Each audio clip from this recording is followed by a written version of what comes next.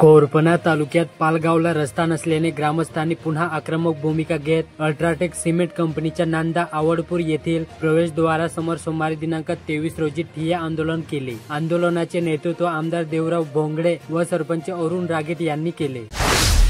चंद्रपूर जिल्ह्यात रेती तस्करीच्या ट्रकला पकडून कारवाईसाठी कार्यालयात नेत असताना चक्क चारचाकीद्वारे तहसीलदाराचे वाहन अडवून कारवाई केलेल्या ट्रकसह रस्ता अडवणारे तस्कर पसार झाल्याची घटना 21 जून रोजी चंद्रपूर बल्लारपूर मार्गावर घडली। तहसीलदार विजय पवार यांच्या तक्रारीवरून शासकीय कामात अडथळा आणल्याबाबत गुन्हा दाखल करण्यात आला।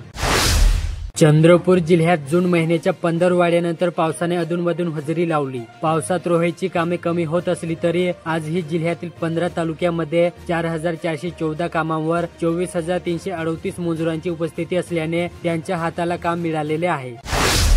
चंद्रपूर जिल्ह्यात योग दिनाच्या निमित्ताने चंद्रपूर योग नृत्य परिवार ट्रस्टच्या वतीने युवा शहीद बहुउद्देशीय संस्थापूरचे संस्थापक अध्यक्ष सतनाम सिंग मिर्धा यांना आमदार सुधीर मुनगंटीवार यांच्या हस्ते योग नृत्य भूषण पुरस्कार प्रदान करण्यात आला। चंद्रपूर जिल्ह्यात उन्हाळ्याच्या सुट्ट्या संपल्यानंतर जिल्हाभरातील शासकीय व स्वराज्य संस्थांच्या 1610 शाळांमध्ये सोमवारी दिनांक 23 रोजी सकाळपासून पुन्हा किलबिलाट सुरू झाला। जिल्हाभरात शाळेत प्रवेश घेतलेल्या विद्यार्थ्यांच्या दिंडी, बैलगाडी व रथातून मिरवणुकीसह गणवेश, नवीन पाठ्यपुस्तके, चॉकलेट व गुलाबाचे फुल देऊन आनंदाने शाळा प्रवेश झाला। विद्यार्थ्यांच्या स्वागतासाठी शाळांमध्ये रांगोळी व फुग्यांची आकर्षक सजावटही करण्यात आली होती।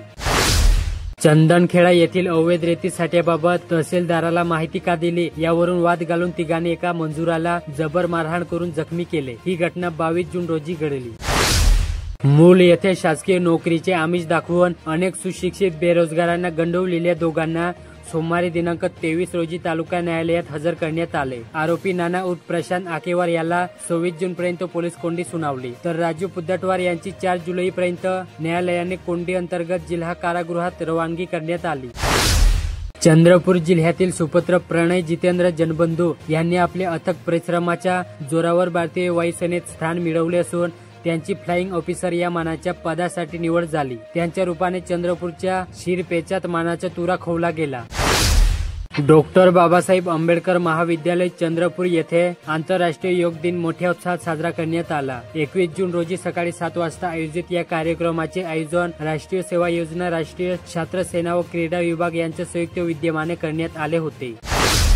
प्रादेशिक परिवहन कार्यालयात जानेवारी 2025 पासून मे पर्यंत 5 महिन्यात 5420 वाहनांची फिटनेस तपासणी करण्यात आली। यात केवळ 110 वाहने नपास झाली। विशेष म्हणजे 96% अधिक वाहने एकाच प्रयत्नात पास झाली आहेत। उपरी येथे शासनाच्या वाढू धोरणांतर्गत 1909 घरकुल लाभार्थ्यांना 2168 ब्रास मोफत वाढू वाटप करण्यात आले।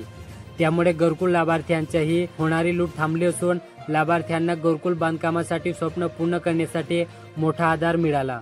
तहसीलदार प्रांजली चिरडे यांच्या मार्गदर्शनाखाली स्थानिक प्रशासन, महसूल कर्मचारी आणि वाढू गटामध्ये समन्वय साधून 11 वाढू गटातून ही प्रक्रिया यशस्वीरित्या पार पडली। शासनातर्फे विविध योजनेच्या माध्यमातून घरकुलाचे वितरण करण्यात आले। मात्र रेती गाठांचे निलाव झाले नसल्याने घरकुल लाभार्थ्यांना वाढू खरेदीसाठी अडचण होत होती। शासनाने लाभार्थ्यांना वाढू धोरणानुसार मोफत रेती देण्याची योजना सुरू केली होती।